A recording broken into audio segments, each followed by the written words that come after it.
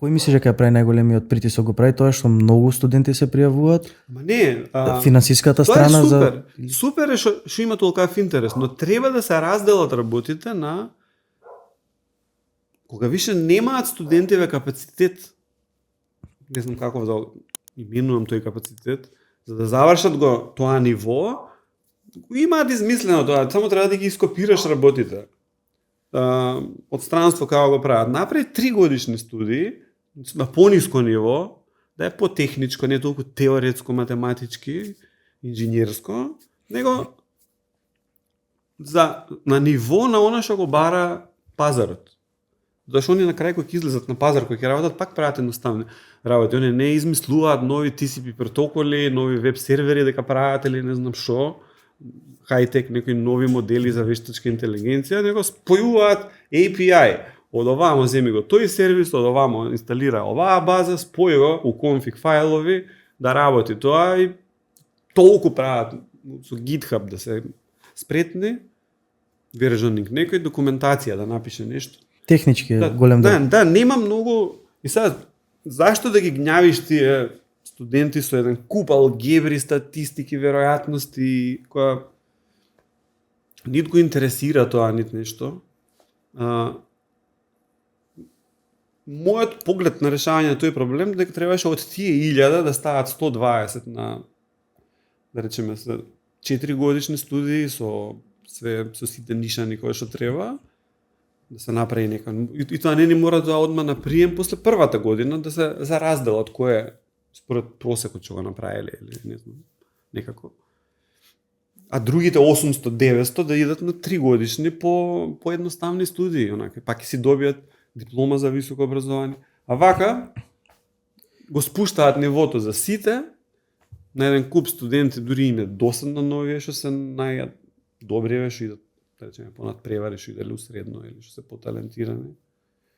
Не научуваат толку, затоа што сепак човечките суштества се така, треба малце да го стиснеш студентот, онака, на работ на неговите капацитети, за да он уште малце се потруди да направи прогрес.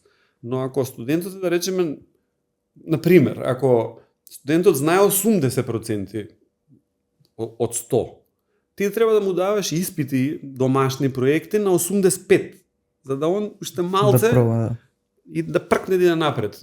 Но ако му даваш ти задачи, проекти, испити што се на ниво 60, кај ќе најде он таа мотивација за да не може да пробие. И исто, ако некој е на 30 ниво, а ти му даваш на 90, толку му е тоа комплицирано да ќе се откаже.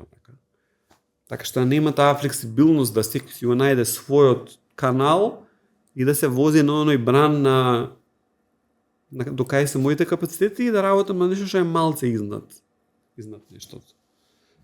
Тоа се нема тој сен за такви работи. И најлесно онака спушти го нивото, што повише да пројдат, за да уплаќаат школарина, да буџетот, како прво самиот буџет на факултетот да е поголем, зашто секој не е фри. Образованието секој добива плаќа по 200 евра. 200 евра. Не знам сега колку е, беше толку. 400, 200, да? Приватно, тоа зависи. Плюс, самиот факултет, раководството, ако дел од нив се така по карактер мегаломански настроени или да сакаат да на тие совети, науки или при други некои да се осеќаат поголеми, знаеш, ние имаме 4000 студенти. Знаеш, да и он сега кој ќе се постави таму да има поголем пауер за одредено нешто. Друг ради X случај, ако пројдат повише студенти, повише ќе ги туторирам, ќе им бидам професор, па кои потоа ќе се инфилтрираат во општеството во разноразни фирми и институции и со тоа ќе имам јас директен контакт со нив, како влијание, дека биле мои студенти. И од таму имам, мислам, дека малце процент за зашто сакаат да бидат поголеми. А од друга страна, па целиот ефорт што факултетот го внесуваше за да се развива повише наука, повише таков системски пристап, не така нешто инцидентно од негде паднато. Јас тие 6-7 години додека бев таму, не го видов онака и Така имаше неколку фактори, дели лични, мои персонални, све на куп беше да 2016 таму во април да напуштам.